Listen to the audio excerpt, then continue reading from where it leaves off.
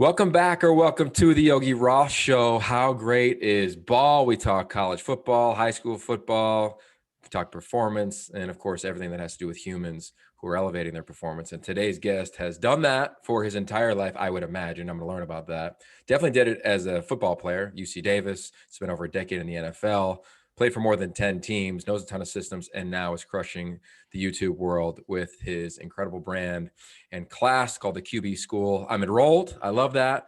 JT O'Sullivan, you're our guest. I'm going to call you Dr. O'Sullivan, though, because you are a PhD in leadership studies, and you don't go by that very often, at least what I could find online, man. So welcome to the show. Well, I appreciate the introduction. Yeah, no, definitely. It's JT the vast majority of the time. Yeah, totally, man. So I kind of want to know, what was the young you like? Because you have this fascinating journey. Really? I think so. I think we probably have pretty similar upbringings. And that just comes from the little I know about you from the book that I'm just about done with. But I just grew up loving sports, just played as much as I possibly could. And, just tried to do everything, just jump from season to season. Had two parents that provided a great experience of that childhood. And, it just kept going, really. I probably always thought I was going to coach at some point, and I just kept playing and got to the point where I realized I don't really want to coach, at that highest level type of thing. And so I've always just enjoyed athletics. That part of it has just always been seared in, whether, I'm dying right now. I don't know how you're doing, COVID wise, but like California, I've been able to play pickup hoops for how long, and just trying to find that type of, part of my existence has been a bummer. But it's just always been about sports. And, in America, it's sports are tethered to education. And so that education part has kind of been tethered to it to a certain extent across that journey. And, ever as I got older, I probably was more serious on the education front of it. But growing up, it was just play everything, play all day, play all night, those types of things. And what type of competitor were you? I probably not a great competitor as far as like a good loser, but I've always thought I have a unique ability, not a unique ability, the ability to dial it up and dial it down, if that makes sense. If I'm playing spike ball, I'm not going to like lose my mind if I lose. I don't invest a whole lot of time in preparation for spike ball. Right. But if I'm, doing something that I've invested months and months and months and really years of work, yeah, I'm going to take it pretty seriously and do everything I possibly can to compete as hard as I possibly can. And so, that part of it, it's interesting. As a father of 3 boys now, I can see bits and pieces of, some probably biological footprints of my competitiveness that isn't always the greatest thing. And so trying to frame that and like boundary it, but also, not necessarily want to raise, 3 great losers either. Yeah, I'm here. We got a big spike ball tournament today after school with our 5-year-old. I'm with you there, and I look back on my red thread as a competitor. I wonder if you would agree or how you would share that experience of your intensity. Like I had to get called out by a coworker to be like, dude, you're like so intense. Just like as a college football broadcaster, I'm an intense dude because to your point, if you pour into something, like you got high standards for it. But that was like a total blind spot for me. I was just like, well, you're not as intense as me. What do you mean? So I'm curious your relationship to that word and your own path. Yeah, that word has definitely been part of my journey. I probably have been a little bit aware of it just because I've been fortunate enough to people call me out on it a number of times. But I, like most things, use it as a strength and am somewhat aware of it in moments of where it could kind of go the opposite way. But usually, again, I use it as I try to dial it up and dial it down when I need to, and use it as a skill and a trait. But it's definitely something that I think if you ask my wife and my close friends, they would say, "Yeah, you're a pretty intense dude when you're locked in and care about something." But at the same time, like I really do think it is an asset. I personally, usually feel like, especially in a team environment, as someone who loves team sports, I think all personalities have an opportunity to fit in most cultures, but the people who are the intense competitors usually you get to the point where you realize it's not just about, hey, you need to raise your level to match my intensity. It's, hey, I'm going to pull you with me. And so those are the type of things that I use it for more nowadays, than necessarily playing being intense, trying to run through a tackle or something like that. Like those days are long gone. But the idea of pulling people, being able to teach how to turn it up and turn it down and turn it on and those types of things, I think is something I'm conscious of, or at least try to be intentional with when the situation demands it. Yeah, I look back. I was a walk-on in college, and then played a little bit. Ended up getting a scholarship. Was fortunate for that, but I don't think I really saw competition in the way it is defined when you look at the Latin root of it. I wasn't even exposed to that till I moved to LA and started working for Coach Carroll. And he said, if you looked at your phone or you looked up in a dictionary, compete would say to strive against, and then if you look at the Latin root of it, it would say to strive together. When he told me that at 22, I was like, oh no, my whole competitive life has been about smoking somebody or proving somebody wrong versus proving myself right. So you find your way to UC Davis, which is a cradle of quarterbacks, right? Whether it's Kenny O'Brien, Chris Peterson's a good friend of mine. I love the Hawkins family. What did that do regarding your personal definition of a quarterback when you got on that campus? Because I think the people that listen to this podcast know football. If you don't know about UC Davis, just do a quick Google and you'll see the depth and breadth of that program. And you lived it. So I'm curious if that reimagined your definition. Uh, it probably didn't reimagine it, and I'll fill you in on why. But you probably know Kenny O from being in Southern California, great dude. He and I actually went to the same high school, so he was able to coach me up a little bit at high school. I went to an all boys Catholic school in Sacramento, Jesuit, and our head coach at the time was also a Davis quarterback. And so there was a lot of, basically I had 9 years of kind of the similar system, belief system, structure of a team, of a program. And for me, I was really fortunate at Davis. Davis is a very, very special place in my heart. Our third son is named Davis. It's a special place. And so that program was really built from a guy named Jim Soker, who was a quarterback himself, and really built a program with that kind of a unique vibe, I would say, for the college world in that space, and really probably now. And you can see it in remnants of people that he coached in Peterson, Bellotti, Hawkins. There's a little bit of like Eastern vibe to it. He's a very Taoism type, joyfulness, playfulness, those types of things that you don't hear a lot in the normal kind of lexicon of football. And so that was just, me having coffee with Coach Soker for 5 years. And he wasn't even coaching. He had been out for multiple head coaches, and he was just still involved with the quarterback position. So it was very cultivated, intentional. A lot of guys on that staff were former quarterbacks that played in the league. And so just really fortunate. And the sweet irony is then after that, it was a different offense every year for the rest of my life. But for those 9 years, man, I was locked in with that system and just really, and I didn't know how good I had it. I really didn't. I was very intentional with going to Davis. It's not like I was turning down, offers to walk on at Pitt, but there was no opportunity for that type of thing with what my kind of catalog of performance in high school. And so I was looking for the best opportunity, and Davis was it. And I was super fortunate to have that experience. When you got exposed to, call it Eastern philosophy, did you realize it at the time, or was it not until years later when you started diving into philosophy and, of course, your PhD in leadership that you recognized it? Oh no, Soker was making us read it. Oh, really? Oh, wow. Okay. We were reading it, and he was talking about it, and that I was probably, I was probably visiting with him because I probably had some issues when it came to that type of thought process. And so, I was probably had a little bit more of like, hey, I'm not sure this is for me right now as a 21-year-old kind of like half hungover, early morning at Pete's Coffee. And so it's just, but it does open you up. And even if you aren't conscious of it, being seared into your brain, it is. And I think that there is an element, especially for that program, and now someone who's responsible for a high school program, where you are conscious of creating that joyful state, that playfulness across a program that you aspire to play at a really high level. And cultivating that, I think, has to be intentional. And for Soak, it was through that. And I think it's kind of morphed itself into different coaches that have come off that experience. So well said, man. So when you were at UC Davis, I didn't know this, but you got a Heisman vote. And I'm a Heisman voter. And I take it like like like probably over the top serious. Like I've got my category of 10 things. Like my roommate in college was Larry Fitzgerald, who I think got hosed on the Heisman. I was at the Heisman with Christian McCaffrey when he got hosed on the Heisman. Like I've seen the Heisman. So I want to give it its due. For you, like how do you find out you get a vote? And what was that like?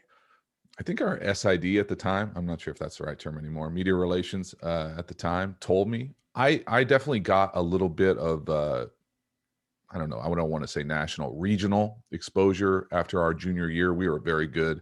And as the quarterback of a good offense back in the day before kind of the spread was the spread, I got more attention than I probably deserved. And so I think it caught on with maybe somebody in the Bay Area or something like that. And so, yeah, it was fun. It was a surreal moment at the time. I was more pissed that I didn't get the Division II Heisman than I was excited that I got, one vote for one I never had a chance at. I want to find out who the voter is. So if you're listening, Ted Robinson, was it you? I want to know who it was. Ted got me my vote. And I know that game that you played because it was against Bloomsburg. And I grew up in northeastern Pennsylvania. So I know Bloomsburg football inside and out. So I remember reading about you in the Scranton Times. Here comes JT O'Sullivan in this offense. So we were connected, bro, like 20 years ago. You didn't even know it. Okay. Yeah, wow. That was not one that I want to reconnect on. That was a tough day at the office. I love it. All right. So let's talk about the office, because your office now is beautiful. We've all seen it. But your office as a player, it shifted, right? You were like the ultimate, what are those offices called that you kind of can rent a room at? Like you were a total co-op space, man. You were dropping in for, whatever it was to get a table. Maybe you got a corner office for a year or two. But that journey, and I want to ask about it generally at first, then dive into a couple of specifics. But the journey of what you did going from, and I'm going to fly through it here, New Orleans, Frankfurt, Green Bay, Chicago, Minnesota, out for a year. I got a question about that. New England, Carolina, Frankfurt again, Detroit, San Francisco, Cincinnati, San Diego, Oakland, and the CFL. I think I got it right. When you look at it now as a father and someone who's mentoring the position, what do you think that did to your DNA?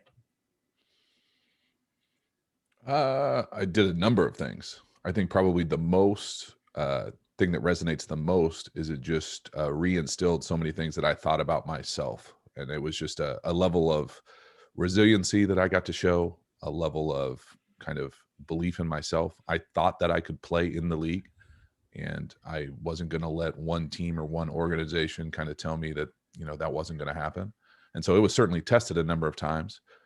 The other thing it did kind of subconsciously was just provided a really amazing experience, a kind of a lucked into a global perspective.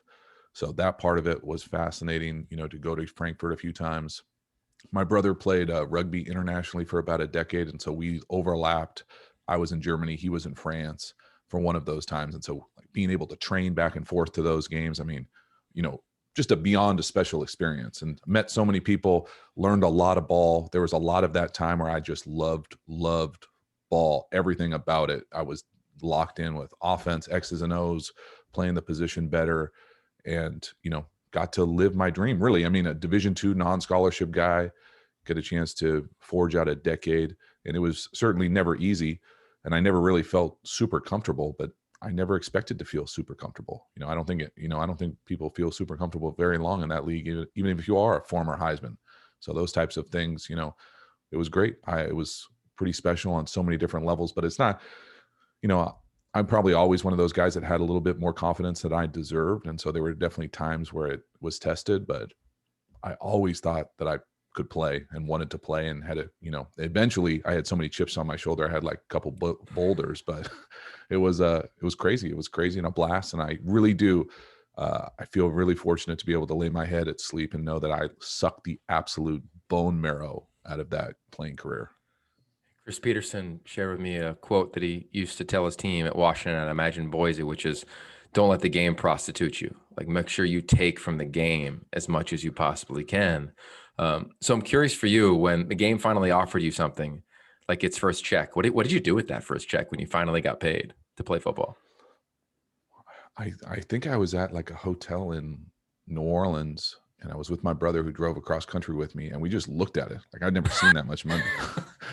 And that was back like when you got a check. Like, I didn't even know what to do. Like, I didn't have my own, there wasn't like my local US bank around the corner in Metairie. And so I think we just looked at it for a while. I didn't do anything. I didn't, I'm not really a car guy. I'm not really I've only made a couple major purchases in my life. I don't have any fancy story about what I did with it. To me, I was just always, as a non-scholarship guy, I think you have just a different approach. And I think it resonates a little bit with the walk-on experience. But really, when you're around a program full of non-scholarship people who are there because they love ball and they want that student athlete experience, and they're all kind of pissed off that they feel like they should have gotten a scholarship, and that's a special experience as a student athlete. And so I never lost that vibe of it, but it always kind of felt like it was the league always felt to me like it was the greatest temp job I was ever going to have. I never expect, I think a lot of people for some reason get confused, and maybe the financial literacy is better nowadays as far as hey, you don't get paid every week, or hey, you don't get a signing bonus every year, or things like that, that I never thought I was going to see that kind of money consistently. And so I just enjoyed it, kind of smiled, chuckled, and be like, man, is this real? So NFL Europe, it used to be real. It's like one of the most disappointing things in my football life, because as a player, I was always like, all right, I don't know if I could play in the NFL, but I could play in Europe. And I love the idea of traveling. Ended up moving to Australia to play. So were you a traveler, or was Frankfurt your first experience internationally? And what did that do for your lens on the world? It definitely impacted my world. I was not a traveler. Our traveling growing up was like going to soccer tournaments and baseball tournaments. We weren't necessarily like a vacation family when it was like that. But it really did, it broadened my horizon really about a number of things. But for football, or American football, when you live in American culture, you think it's everything. You think it's the premier sport. You go over there and, the Bundesliga and the Premier League and, Champions League. Champions League's a little bit more popular nowadays with NBC, but, back in the day, I loved going over there. I loved experiencing handball, different ways to play tennis, different surfaces. And I just had a blast. I really did. I lucked into it. The other part about it for me, selfishly, I got the chance to be the quarterback. When you're the third string guy, when you're the backup, you're certainly, do your best to be a pro and serve that role and do all those things, but you got to play, and you need some consistency, and you need to be in those game situations. And so for Europe, for me, twice, one time I went over there, I played so well, I got traded. The other time I went over there, I played so well, I basically, got a chance to double my career, extend my career a few years. And so it was really a trampoline twice in my life. Super fortunate. And I'm very sad for a number of reasons that it's gone away. But quarterback development wise, if you're not a premier guy, you got to fight and claw. And that league really gave a lot of us an opportunity to make a career out of it. Yeah, when the AAF started, I called some of their preseason games, and it was so cool because your old coach Mike Martz, one of your many coaches, was the head coach of a team, and I called their first preseason game, but just to see all the QBs, right? Like I call them all in the Pac-12, and they all don't have a place to go, right? Like Manny Wilkins, remember him at ASU? He went to the Packers for a year, and now he's out, right? He's producing music, I think, in LA. Versus the experience that you had, or even those other leagues offered guys. But when you had a year out, or at least I read that, did you have a year out, and what was that like for you? Yeah, that year is still in negotiation as far as what it was. It was basically a practice squad year. Okay. I was in a weird spot, and I don't even know if my career really could exist as it is right now. I was the third guy for my first couple years. And so I was still eligible for the practice squad. I was never active as the backup. And so back in the day, you used to dress three, but the third guy wouldn't count towards the active 45. And so I was never technically active. So I'd been in the league for 3 or 4 years, but I still had all this practice squad eligibility. So I was in New England for a couple months, and then I finished out the season in Carolina. But it was brutal, man. I mean, I think everybody, if you play long enough, if you're fortunate enough to play long enough, you go on the, Tuesday workout circuit. And so I was on that Tuesday workout circuit, flying around the country and trying to catch on somewhere. And it was brutal, but you just, that's part of the process. You got to stay available. You got to be a pro in those type of situations and do what you can do. I got to imagine, and I'm in your course now, the pass protection course at the QB school, which I love. And we're going to get into all that stuff in a little bit. I really do, man. I mean it. And I've watched a lot of your stuff for a long time. Well, since it kicked out in 2018, and of course known about you since I don't want to reference the Bloomsburg game again, but I knew about you for about 20 years. I got to imagine, because you recommend people to take notes in your class, everything in science says the more notes you take, the better you're going to be. You've had a lot of cool mentors, like not even just like big head coaches for sure, big names that everybody knows, but also like younger coaches that were coaching the quarterback room, or probably with the assistant quarterback coach.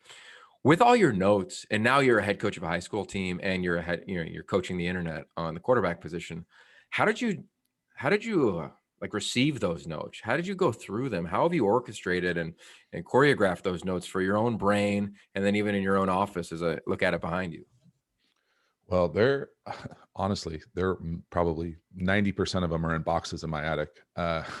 It was more, it was, I was probably one of those guys that I knew it was important to me to learn the stuff. I thought it would give me kind of, for lack of a better term, a strategic advantage to be the guy who could learn quickly and kind of master the verbiage, the offense, the concepts. And so I think I got better at it the more I did it, and the more I did it, the more opportunity I got to do it. So it was kind of a, cyclical in that regard. And so for me, I was just very intentional with using the things that I had thought helped resonate information or sear things into my brain and into being able to learn these things as quickly as possible. But for me, I was always super intentional with everything that I learned. I wanted it to be transferable to my performance. So I never wanted to feel like I was memorizing things that we were never going to do, or, I was combing through the back of a glossary or things like that. I wanted everything to be like, okay, this is what it's like in the huddle. I never wanted to lose. And this is one of the things I hope I resonates in the channel is I always like to think through the helmet, think through the helmet. I think a lot of people, and maybe some coaches to a certain extent, easily fall in this category where they think in like drone, or they think in video game or film from that perspective. And I always wanted to operate from within the helmet, using my eyes, using that type of intentional with the learning part of it. But for me, it was just always important. I wanted to be a pro. And I mean, I know that probably sounds simplistic, but I took it serious. I did it in the off season. I was always working on note cards, or bettering my performance, or bettering understanding what a different unit was maybe responsible for, and just really intentional with that space. And it kind of compounded over the years, and now I'm trying to share it. Yeah, I think that's really compelling, because a lot of the guys I've talked to that have played quarterback in the NFL, or just been in the NFL, well, most of them all say when they come in they didn't know a lot, right? And then when they get there, somebody impacts them where they're like, oh my God, I'm learning. Like Norv Turner. Trent Telfer talks about Norv Turner all the time, right? Like Norv. That's all I hear about. But you have Mike McCarthy, Marvin Lewis. Like, you have a lot of people. Did you have a moment like that? I definitely had a moment my rookie year where Jake Delhomme told me how he learns the plays, kind of the game plan kind of process. And for him, it was very linear, and it wasn't, not that I use it exactly, but his thing was the way that you call the play is the way that you learn the play. And so he was very personnel, shift, motion, formation, protection, concept. And so I was like, all right, that's a good foundation. That's a good framework. I probably operate from the outside edges in. I'm very conceptual when it comes to, I want to learn the concept. Like, I don't care what you call it, what you call any play. You call it, Yogi's favorite. For me, it's just 4 verticals. Like, it doesn't matter. There's 8 billion different ways to do it.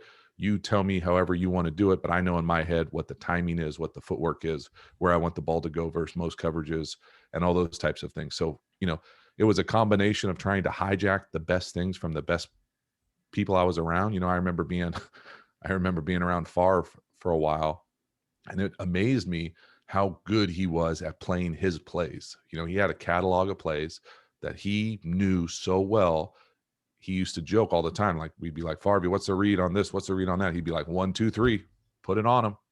Like, he played the damn play so many times. It doesn't matter, like whatever, like ask another question. And so it was very, that I wanted to get to that point. And I saw people that I thought did it really well in their system. And then people who had a little bit better. And usually it was, to your point, kind of the younger coaches who were really thirsty to kind of realize, hey, how'd they do it over there? How you do it over here? How are you comfortable reading this? What do what's the timing feel like? Those types of things that I was always kind of interested in. But, I got really fortunate, to your point, being around a lot of people, but I would never really try to be, I can't think of anybody who I would say, wasn't a better athlete than I was playing. So I never tried to like play like someone or throw the ball like someone. I just tried to hijack the best parts. Like, hey, could I take what Brett does with this play and use it for how I need to play the play? Or same way with Brad Johnson or, Alex Smith or all the Carson, all these guys who play at a really high level.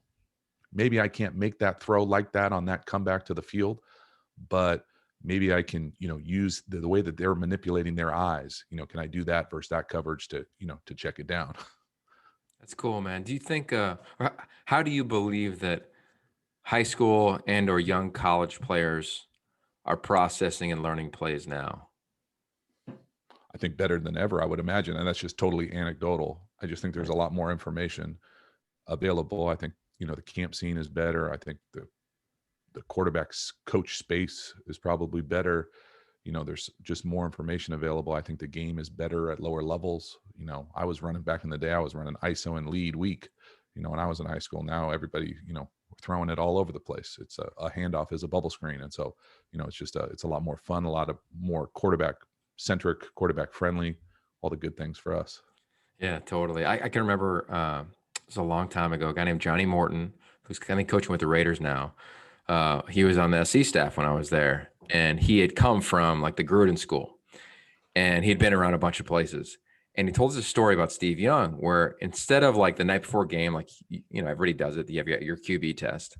Instead of it being like traditional QB test, because our guys were acing it, and he goes, "All right, let's just play the game. Let's see how well you really know it." And we go, "All right, left hash minus 40-yard line, slant spacing. Call the play, call the protection." And that like the light went off, and like I remember I was with I think it was like Booty and Sanchez were the guys. They were like, "Oh yeah, I don't know if I could do that." Right? Like third quarter, third down, they have an odd front, and it's sluggo win, right? And it's 2x2, and it's 11 personnel. Call the play. Yeah. I say that because I think there's always levels and layers to gaining mastery that exist at this position. You played in so many systems, and now you're teaching it. How do you still stay like hungry and pour into yourself to make sure that you can articulate it out to your listeners at the QB school? I mean, I don't know if I do, to be Yeah. honest with you. I try to, when I'm doing it, I try to talk to basically myself. I consider myself first and foremost a fan, a player, a former player, and now kind of a coach starting off. And so I like to talk to all those buckets and try to do it like any form of communication, as clear and as concise and as precise as possible. And so it doesn't always happen like that. And, people who have been in the meeting rooms know that, it can feel like a lot when really it's just, 22 people doing something. And so I try to always have that element of it. But, I think it's just a combination. I've been very fortunate.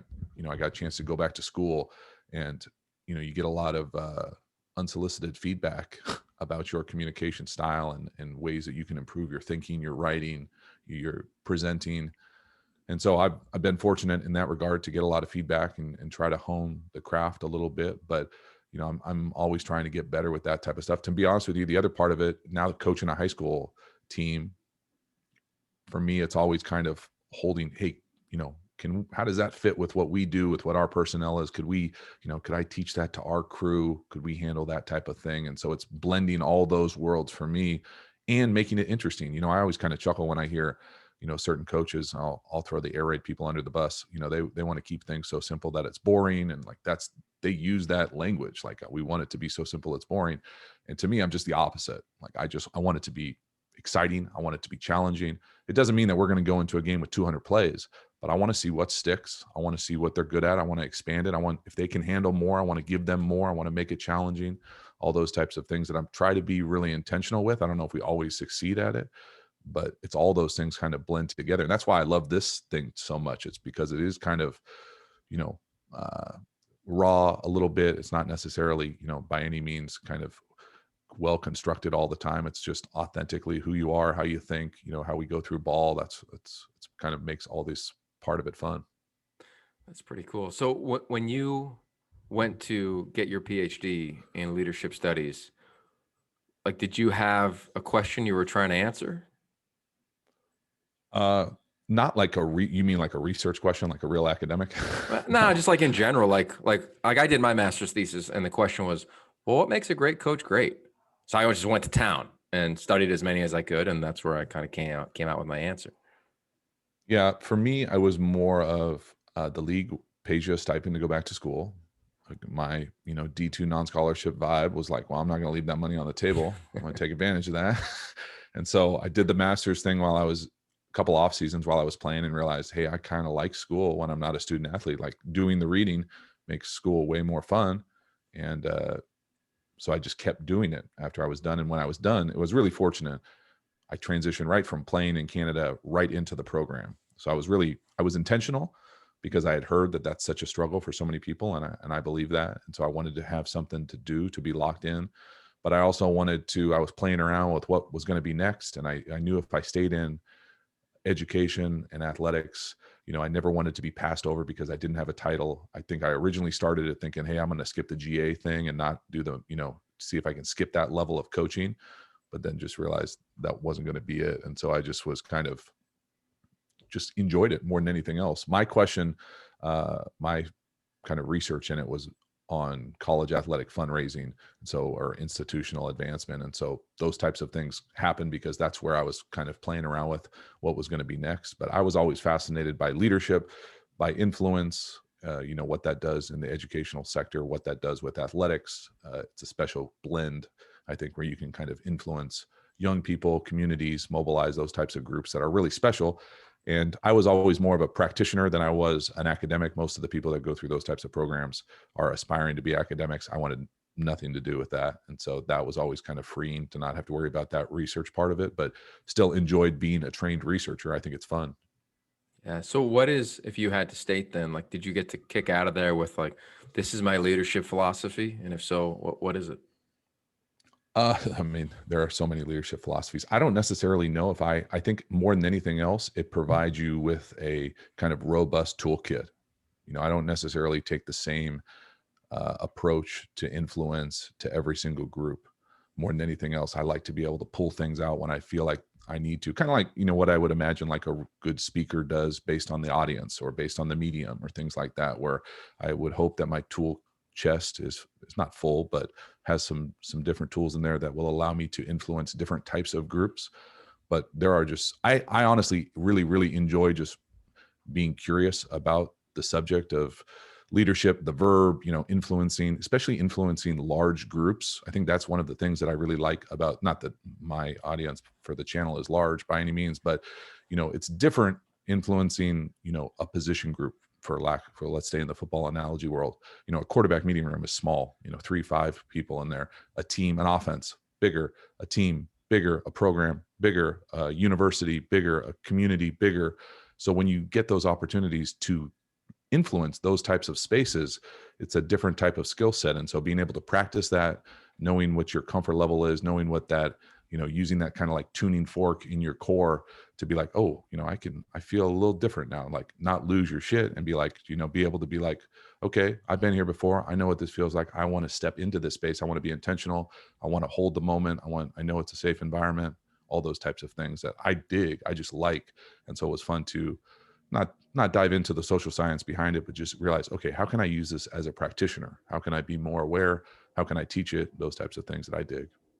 Yeah, that's pretty cool, man. I reflect back remember when I left coaching. And I loved coaching, like loved everything about it. Loved the early morning, late nights, but didn't love the thought of I'm going to do the same thing for 30 years, even if it's with 20 different teams. I just didn't dig that. And then as I left, I manipulated my own brain, which we all have the power to do, to say, all right, well, I'm going to go, instead of coach 4 guys, I'm going to see if I can coach 1 million, maybe 2 million, maybe. And that's why I started broadcasting. It's like, this is cool. I'm going to get 3.5 hours to coach you. And the last thing I say before every game is celebrate the game and coach the viewer. And I always feel like I'm talking to my mom, like, hey, how can I just coach you up on cover two? Because she's always lighting me up on like, dude, bad tie, bad suit choice. So yeah, I feel you on this. So you're doing that, like, and I've been tracking you, knew about you through the quarterback space. But what hit me was last year, you did an eval on Dorian Thompson-Robinson, who was the UCLA starting quarterback, and then he did an eval on your eval. And I thought that was really cool. And I was like, It was cool. okay, let me just kind of dive into this guy. And I've been following Dorian and helping him out a little bit on his YouTube channel every once in a while. And, I know guys are building their brands, and I meet them at the Elite 11 early on. And I love that about that. I think they need guidance, and we all do. So for you, just to begin, like, the QB school began a long time ago for you, because you've been in QB school your whole life. But when did you have that moment where you're like, oh yeah, I'm gonna do it on YouTube. Let's have some fun with this and see what happens.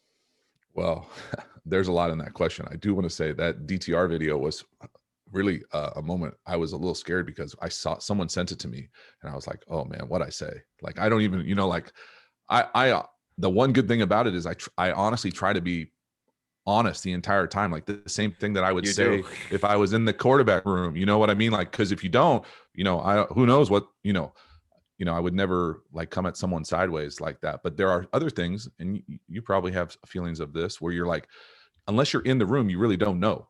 And even people who are in the building don't know in the quarterback room sometimes. And so it's hard to speak with any sort of like, hey, this is a mistake, or hey, this is where your eyes should be, or things like that, unless you know for sure. And so I try to be authentic with that, but I was a little nervous with that. And it was cool that he did that. I got a kick out of it. The idea for this space, or doing this, really came from a few different things. One, just being done with school, having time on my hands, thinking about getting back into football in some space before I took the high school coaching job, just seeing if I wanted to do it. Cause I had really taken kind of a, 3-4 year sabbatical going back to school. And so that was the first part. The other part is my brother is a commercial cinematographer.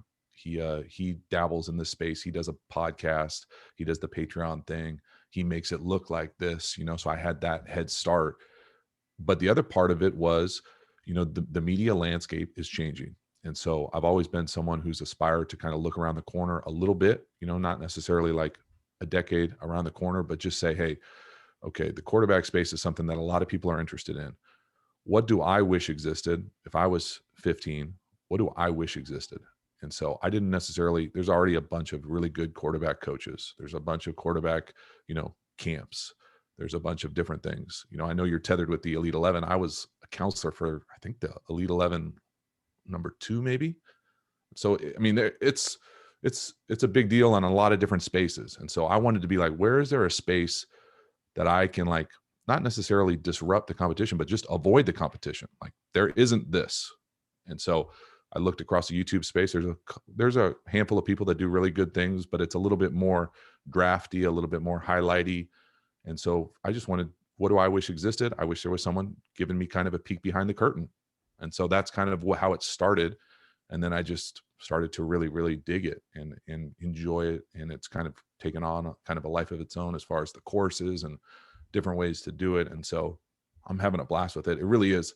It's the best of so many different worlds for me, as far as get to do football, get to do whenever I want, get to talk about whatever I want, but still kind of feel like I'm, giving back a little bit to a game that gave me so much.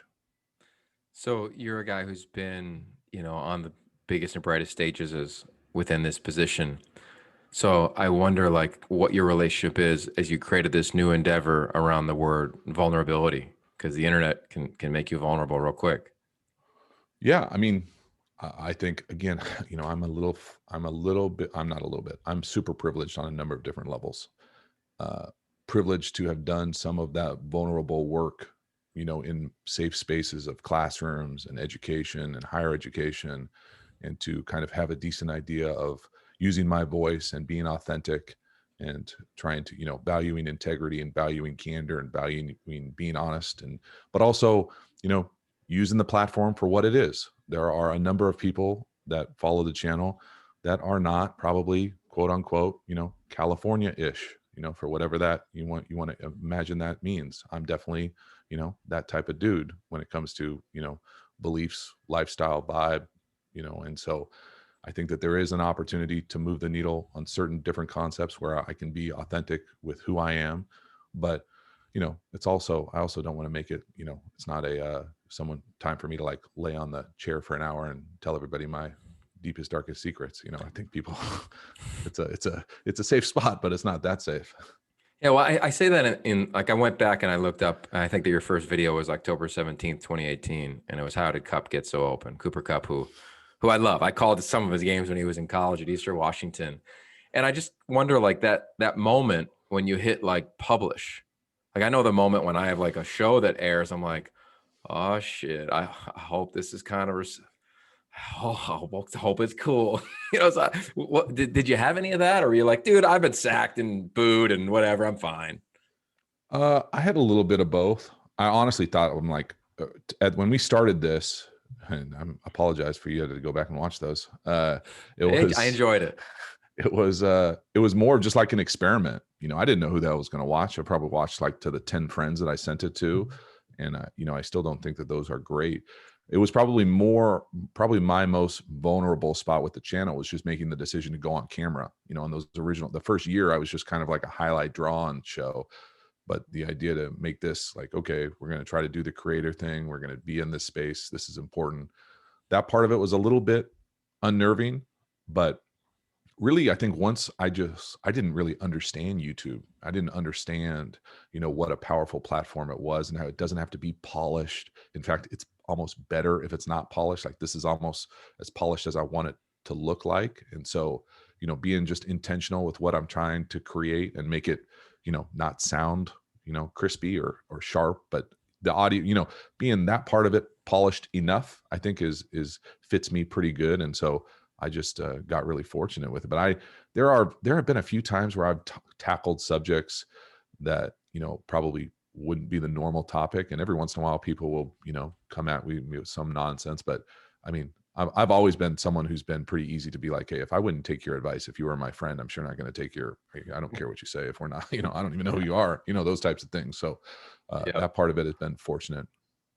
Yeah, I'm with you on that. I often get told that I should retire calling a football game, and I'm always like, "You're a fan of the team that lost, right?" That's usually how it works. Yeah. So all good on that. I'm really curious about your process, right? Like I've done some of these videos where like you spend 2 hours watching games, and then it's 4 clips, and what is it like for you? You just have kicked out pre-draft videos, right? You just finished Zach Wilson. I'm going to ask you about Davis Mills as we get going here, but like, what do you do in terms of, okay, I'm going to go do an eval on this guy to make sure you're not just the dude that clips off the best 3 plays that everybody's been running about a certain player. Yeah, well, I think there's a few factors there. One is I honestly don't watch that much football. So like I don't have a whole lot of preconceived ideas. I don't know these people growing up as teenagers. I don't, I'm just trying to make it as objective as possible. And so as the channel has evolved and gotten a little bit bigger, I really rely on a number of what I would consider like the channel OGs or the Patreon people to really just give me the suggestions. I rely on the community to create, to tell me who they want to see. And I can, the beautiful thing with the metrics and the analysis, the analytics nowadays, I just look, if 100,000 people watch this video, I'm going to make another. Like, I don't have to be, I don't need to be like a media savant to realize that that's what we're going to do. And so that part of it is kind of the core element. The other part of it is whatever I like, I do. And so if I like for instance, I really like what Ryan Day does offensively with Ohio State. Well, I know I am going to probably do some Justin Field stuff too. So I can blend both of those worlds and kind of, hey, is there a video that I can snap that I can share with the team? Hey, this is what we run. Look, Ohio State does it. I told you I didn't invent this play, like that type of thing, to, being able to kind of redistribute the content. But really at the end of the day, it's whatever whatever people who resonate with the channel want to see, I'm almost always going to do. And then whatever I think is interesting. But the process is I'll usually watch the whole game, and if I see a clip that either I like it's a disaster or it's a cool play that I haven't seen before, I just kind of tag it, and then I'll go back, slice it up, and talk over it. And it's not that complicated. I love it because I can do it whenever I want, early morning, late evening, after everybody's gone to sleep. It's really flexible, and that part of it is outstanding. But there is no kind of like, God, I got to crank out all these videos or anything like that vibe, or nobody's telling me when I need to put them out or anything like that. So it's fun to mix with the medium. Some are long, some are short, all those types of things that I think YouTube kind of allows you to be creative and figure out what your audience resonates with and what they'll actually watch. Because I'm crazy aware of how much content is available. There's so many podcasts that I want to listen to. I honestly, and friends put them out, that I don't get a chance to listen to everything that I want. So if someone's going to give me their attention, I do feel the responsibility to try to make it somewhat entertaining, not boring, but also, make it unique, make it myself, try to make it educational, all those types of things. The buckets that I like, I just try to fill. Yeah, well, you can tell. Like I was told this. I was 19, and on spring break, I went to Bristol, Connecticut, and I was that guy when a TV crew showed up to interview our players or coaches. Never for me. I was like, "Hey, what's your name? Can I have your business card?" So I started building this community in media. So I went up to Bristol, and I remember talking to a guy named Ed Placey, who kind of oversees college football now. And I said, what's the key? And he goes, Yogi, before anything else, you got to be likable. So I've never forgotten that. I think back to like the most likable person I've ever seen on TV is Kirk Herbstreit.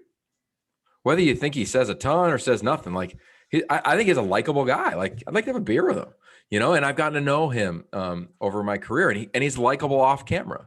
I thought that about you when I first started watching. I was like, damn. And I said, like, let's hang out. Let's do a podcast. And that was probably 6-8 months ago, based on where we are now. But you have that quality, man, that is like, it's like the lean in quality. Like, yeah, I kind of want to have a beer with you and listen to the questions that come through. And I'm not like a YouTube freak, but I become one on your channel. I'm like, yeah, what's up with JT? Let's see what's happening. So for whatever that's worth. I appreciate that. I don't know if I am that likable. I think I think it's evolved a little bit. I think it's honestly, I hope it resonates. I really do have a blast with this. And like, I would never have thought, I was the opposite. I was not someone, I never was intentional about being in media. In fact, I went in, and I still want nothing to do with that broadcast world. I think is a whole different animal. Couldn't imagine how difficult it is. And just feel, there's always the next person retiring, the next person, it's just crazy, right? Like so it's kind of like similar to coaching for me. I'm not looking to travel on the weekends, but that type of thing is not my jam. And so I appreciate the likable element of it.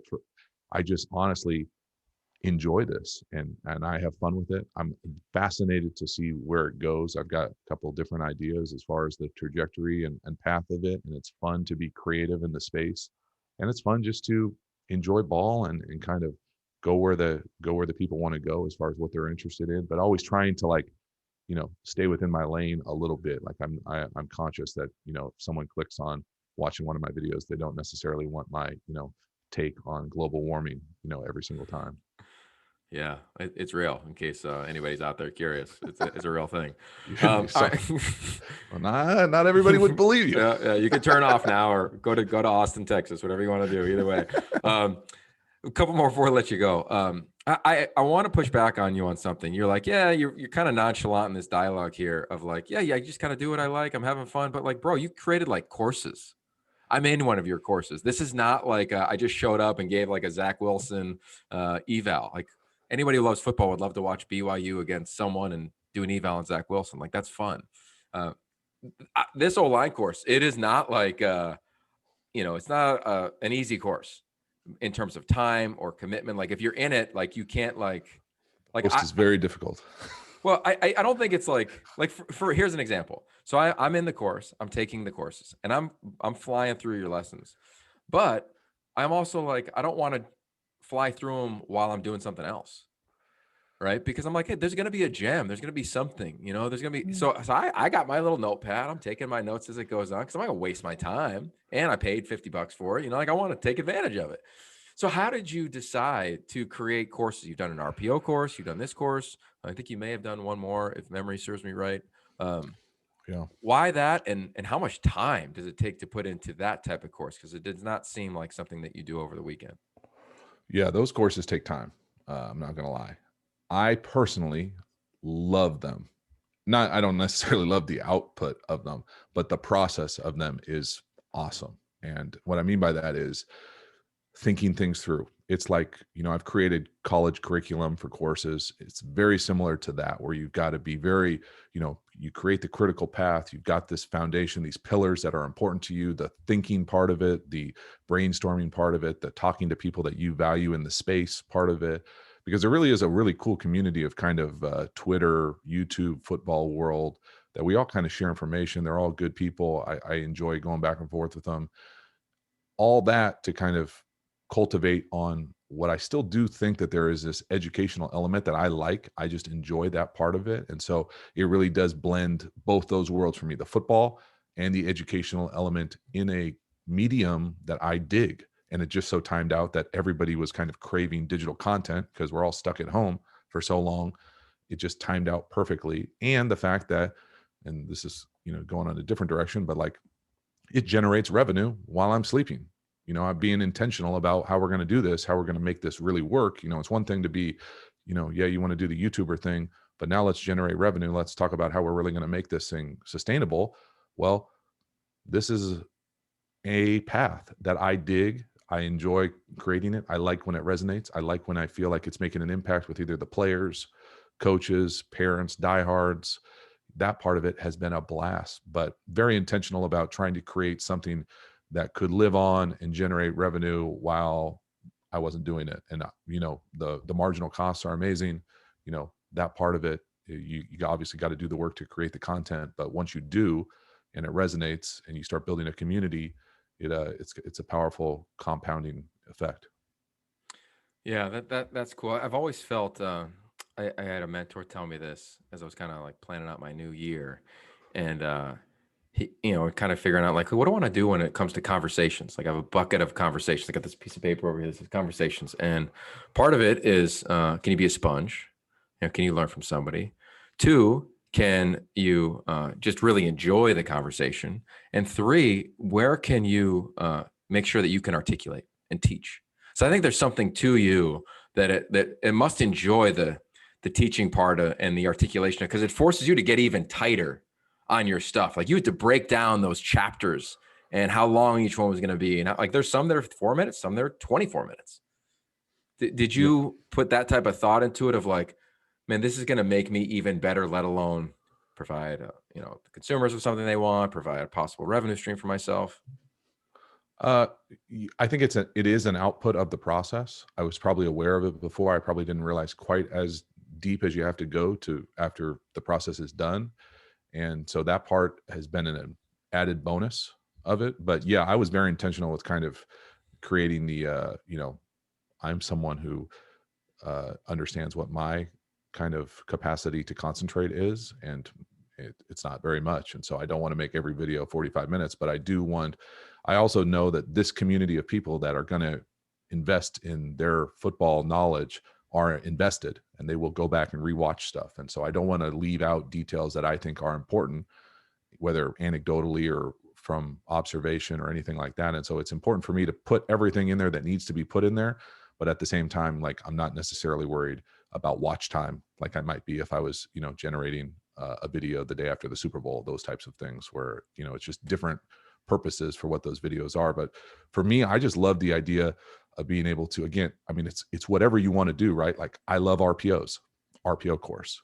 I feel like I think I could beat any coverage if I had the marker last, like any coach. I want to share what my favorite beaters are. So how do you beat every coverage? That's a course.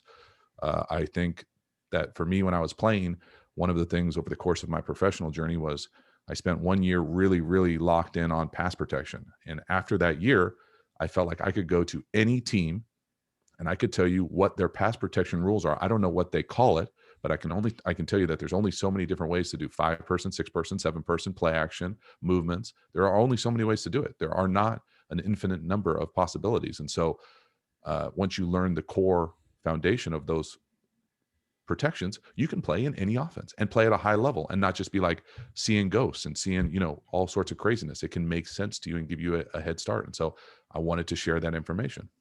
That's cool, man. What do you referenced earlier, and you don't have to answer if you don't want to, but like when you close your eyes, like what's a vision for you in the space now that you're getting a lot of people paying attention to what you're doing? I think there are multiple visions. I think it's a continuing to take advantage of impacting this space is important to me. And so I don't know if I'll ever totally leave the quarterback sphere, but I'm also someone who, as much as I love football, there are other subjects that I like just as much. And so as I, pseudo, beta this YouTube space with this QB school, I think the leadership world is somewhere where I could probably make a different size impact in a different path. And so that's probably something that will grow out of this at some point. But it's not, everybody knows who's working on projects that are important to them. It's hard. I don't have the capacity to multitask. I can't do, 4 different things at the same time. So as I'm locked into trying to make this as good as I possibly can, the other thing is on the back burner, but it's not necessarily getting the attention that I probably think it will evolve into eventually.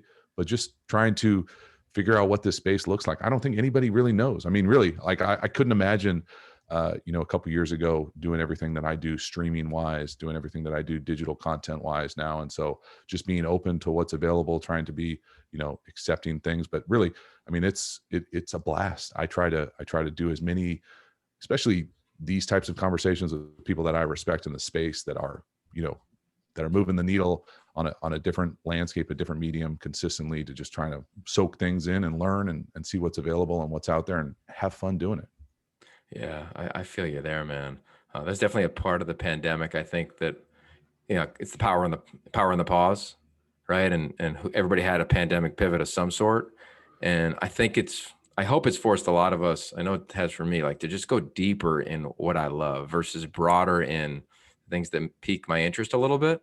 Like let's just go hard on this, man. Let's just keep digging and kind of see what happens. And then when I'm done, like keep it moving and find the next thing. So with that, how much of like a nerd have you been regarding all the tech stuff, the production stuff?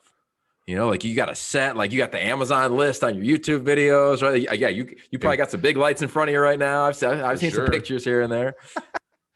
Yeah, my rig and setup continues to grow. I'm not going to lie. I do enjoy that part of it. I do think that it's honestly, and this same conversation that I've had with my wife who gets upset with me, but it's an investment. I want this to be something that continues to grow. I want to invest in the channel. I want to invest in the production quality. That part of it isn't, but yeah, would I think that I would have like a slider and like multiple cameras and like be able to do like a live stream with like, different graphics? No, bro, that was not, that's not And it. are you doing all that? Are you the producer, like popping graphics in, or is your brother like coming over and? No, my brother is he's up in Perth, Australia. So he's definitely the co-founder as far as getting the original rig set up, and he definitely helps me when something goes sideways. But no, he wants nothing to do with this on the daily. I love it. I do. I mean, it's really not that hard. I think, you can tell it's not that hard because if you search, how to be a YouTuber, there's 8 billion different videos that tell you, the 5 things you need to buy. But I think the thing that I wouldn't have thought would translate so well, and this is one of the things that kind of pissed me off as a player or a former player, is when they're always like, there are so many skills that you learn that translate into whatever's next. And I always thought that was a little empty for my take. And this thing, really the thing that I've used is the commitment to it, to like, now I might not be in the weight room 2 hours anymore, but I'm doing this every day. It's a commitment. It's locked in. This is part of the process. I understand the process to the outcome.